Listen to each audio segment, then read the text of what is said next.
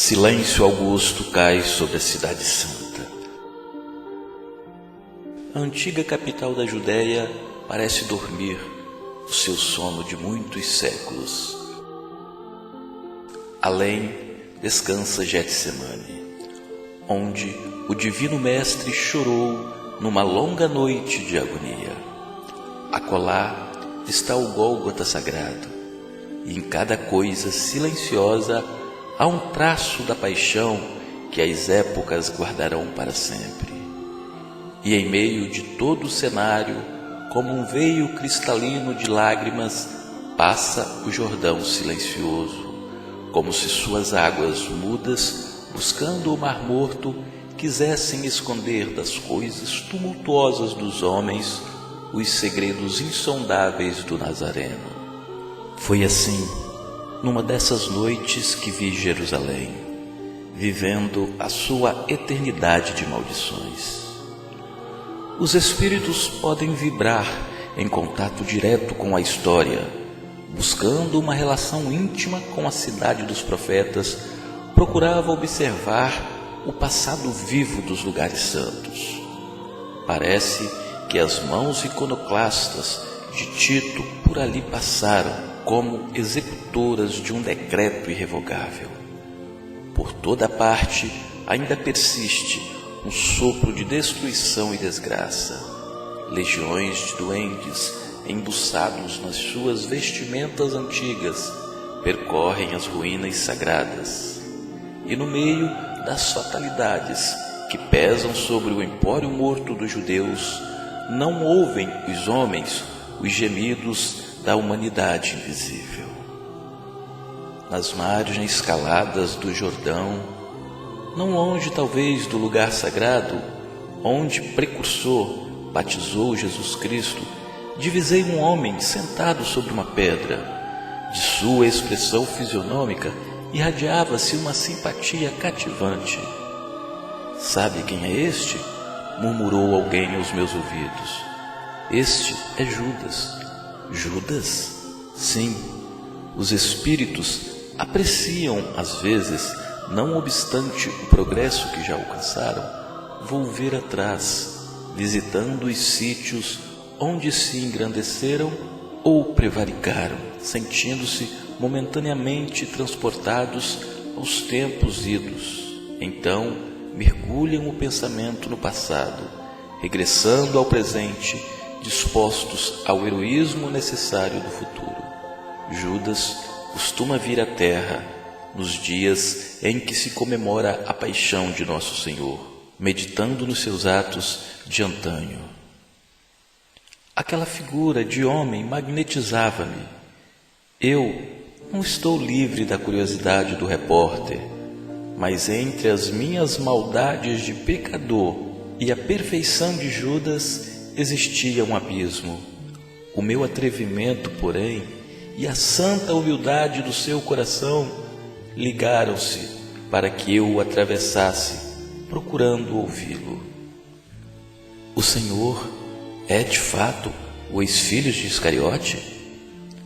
"Sim, sou Judas", respondeu aquele homem triste, enxugando uma lágrima nas dobras de sua longa túnica, como o Jeremias das Lamentações, contemplando às vezes esta Jerusalém arruinada, meditando no juízo dos homens transitórios.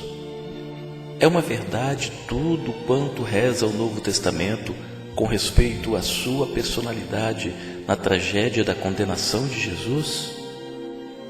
Em parte, os escribas que redigiram os evangelhos não atenderam às circunstâncias e às tricas políticas que, acima dos meus atos, predominaram na nefanda crucificação. Pôncio Pilatos e o tetrarca da Galileia, além dos seus interesses individuais na questão, tinham ainda a seu cargo salvaguardar os interesses do Estado romano, empenhando em satisfazer as aspirações religiosas dos anciãos judeus. Sempre a mesma história. O Sanedrim desejava o reino do céu pelejando por Jeová a ferro e fogo. Roma queria o reino da terra. Jesus estava entre essas forças antagônicas, com a sua pureza imaculada.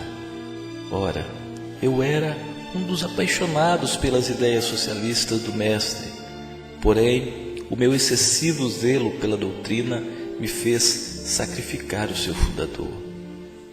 Acima dos corações, eu via a política, única arma com a qual poderia triunfar, e Jesus não obteria nenhuma vitória. Com as suas teorias, nunca poderia conquistar as rédeas do poder, já que no seu manto de pobre se sentia possuído de um santo horror à propriedade. Planejei então uma revolta surda, como se projeta hoje em dia na terra a queda de um chefe de Estado. O Mestre passaria a um plano secundário e eu arranjaria colaboradores para uma obra vasta e enérgica, como a que fez mais tarde Constantino I, o Grande, depois de vencer Macêncio às portas de Roma. O que, aliás, apenas serviu para desvirtuar o cristianismo, entregando, pois, o Mestre a Caifás. Não julguei que as coisas atingissem um fim tão lamentável.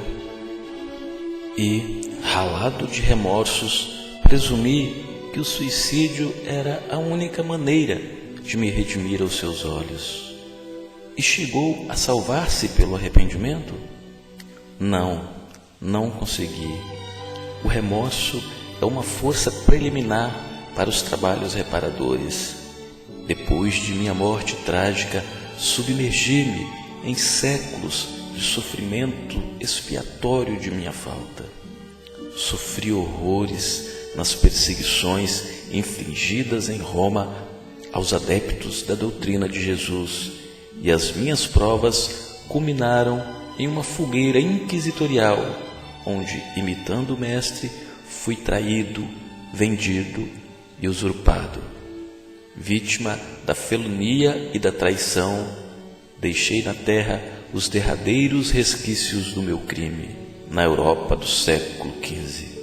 Desde esse dia em que me entreguei por amor do Cristo a todos os tormentos e infâmias que me aviltaram, com resignação e piedade pelos meus verdugos, fechei o ciclo das minhas dolorosas reencarnações na terra, sentindo na fronte o ósculo do perdão da minha própria consciência.